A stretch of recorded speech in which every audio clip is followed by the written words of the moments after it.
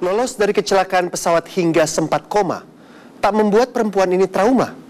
Laura Lazarus, mantan pramugari yang ditemui Amanda Falani, tetap rutin terbang meski tak lagi untuk melayani penumpang. Tragedi yang menimpanya justru membuatnya memiliki impian baru.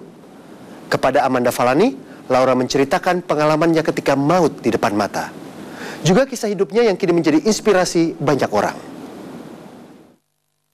Jadi tetap percaya. Gak peduli berapa kali pun harus kita jatuh, tapi dikatakan bahwa orang benar itu pasti akan bangkit kembali. Jadi jangan pernah menyerah.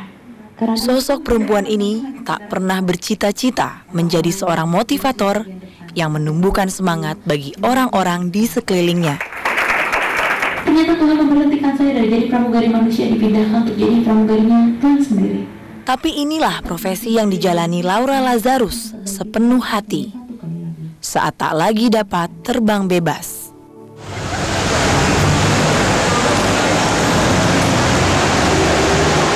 Saya menemui Laura sepulangnya menjadi pembicara. Ia adalah seorang mantan pramugari yang telah mengantongi 1.400 jam terbang. Namun, tragedi kecelakaan pesawat 11 tahun silam membuat pergerakannya kini terbatas.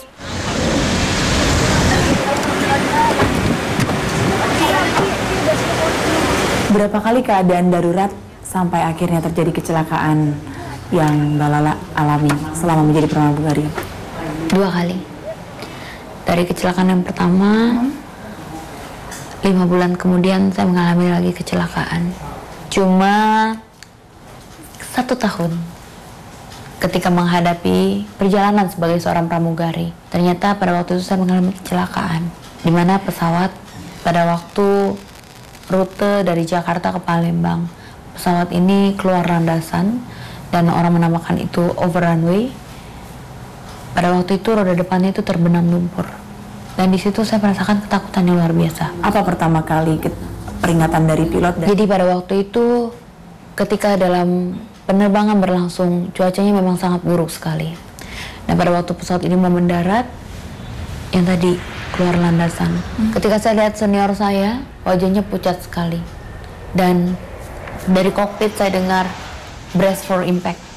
Nah, di situ kami sudah tahu itu merupakan tanda, di mana bahwa tanda itu kami tahu bahwa ini adalah hal yang bukan main-main. Pada saat itu banyak penumpang yang bertanya apa yang terjadi? Iya, penumpang bertanya, ada apa Mbak? Apa yang Mbak Lala jawab? Saya cuma bilang, tenang ya Bu, tidak terjadi apa-apa. Tapi bayangkan, ibu itu bangun dan dia bilang, apa yang tidak apa-apa? Wajah Mbak pucat begitu. Tapi kembali lagi saya cuma, ya seperti yang diajarkan kepada kami. Kami cuma bilang, tidak apa-apa Bu, duduk ya. Saya cuma bilang seperti itu. Saya ingat sekali kabin senior saya melepaskan slide.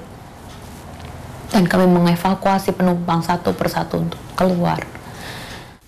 Meski tak memakan korban jiwa, kecelakaan pertama yang terjadi pada Juli tahun 2004 tak membuat ia semerta-merta jera.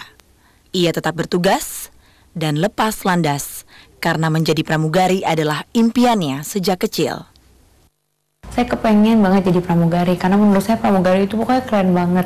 Bisa jalan-jalan keliling dunia, terus ketemu dengan banyak orang, bisa melayani, punya banyak uang. Maksudnya impian yang masih sangat polos sekali pada waktu itu, Mbak. Ketika diterima oleh satu perusahaan penerbangan menjadi seorang pramugari, menjalani pelatihan, memang ini yang sesuai yang sudah diekspektasi. Terus terang saya sangat terkejut. Padahal waktu itu karena ternyata menjadi seorang pramugari itu banyak hal yang harus dipelajari. Pelajaran yang tidak hanya orang bilang mungkin cantik, tidak hanya untuk berjalan saja. Tapi ketika waktu kami menjalani pelatihan, instruktur kami berkali-kali mengatakan, mengajarkan dan memberi warning kepada kami gitu. Ini bukan hal yang sembarangan. Ini menyangkut nyawa manusia. Dan instruktur kami terus mengatakan hal seperti itu. Kami juga belajar yang dinamakan plan emergency dan unplanned emergency. Tapi ya kami banyak belajar tentang plan emergency. Di darat, di air kami mempelajari semua gitu secara teknis ya. Jadi pada waktu itu Saya harus belajar bagaimana cara menggunakan pintu. Cara yang paling penting adalah kita harus mengutamakan keselamatan penumpang. Ya, menyelamatkan penumpang. Iya, benar sekali. Itu menjadi pedoman dari Iya. setiap pramugari dan pramugara. Iya, keselamatan penumpang adalah hal yang utama buat kami. Bukan hanya penumpang saja, kami pun juga sebagai para flight attendant, kami juga ingin pulang.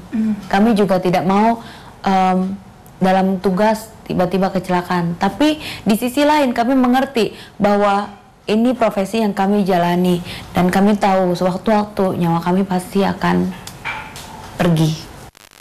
Selang beberapa bulan, 30 November 2004, pesawat yang sama tak mendarat mulus di Bandara Adi Sumarmo, Solo, Jawa Tengah. Kali ini, Laura tak sempat mengevakuasi penumpang.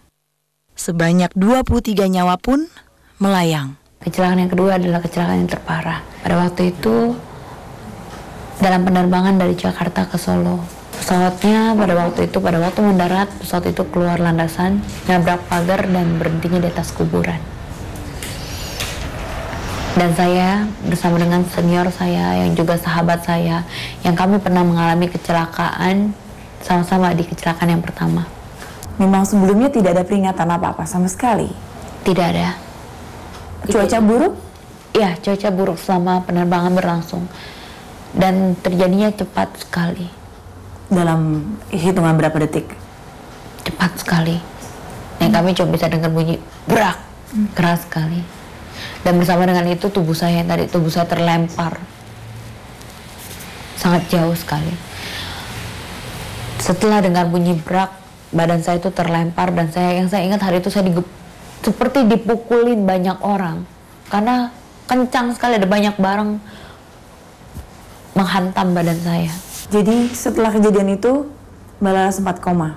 Ya, koma selama 3 hari. Posisi jatuhnya pesawat yang menghantam bagian depan hampir menewaskan seluruh penumpang kelas bisnis, termasuk sang pilot. Laura yang duduk persis di belakang kokpit selamat meski dalam kondisi yang mengenaskan. Saya bilang sebelum masuk ICU saya berdoa, Tuhan kasih saya pemandangan yang indah-indah. Kuatkan hati saya, jangan begitu saya lihat langsung keseimbangan saya oleng. Begitu ICU dibuka, saya lihat keadaan badan Laura itu, palanya besar banget itu, biru. Betisnya bolong, pinggulnya tongol, tulangnya dipuser, pipinya sobek, matanya keluar itu. Tak bisa bahasa Jepang itu. Fanny sang ibunda mendampingi Laura selama proses penyembuhan yang memakan waktu hingga 10 tahun. Namun tak ada kata menyesal terbersit dalam pikirannya. Meski Laura masih harus menjalani operasi demi kembali berjalan seperti sedia kala. Dengan 2 kali kecelakaan yang terjadi, apakah Ibu Fanny sempat menyesal mengizinkan Laura menjadi pramugari? Tidak pernah ada penyesalan karena itu cita-cita dia. Aku pun tidak pernah menyalahin siapa-siapa. Ketika tiba-tiba sayap saya patah, saya jadi pramugari, tiba-tiba kecelakaan, bahkan tubuh saya bisa dikatakan ya nggak normal lagi gitu. Itu membuat saya juga ya ekstra harus lebih kerja keras daripada orang yang sehat, orang yang normal gitu. Dan setiap orang yang ada di sekeliling saya juga saya sangat bersyukur mereka mendukung.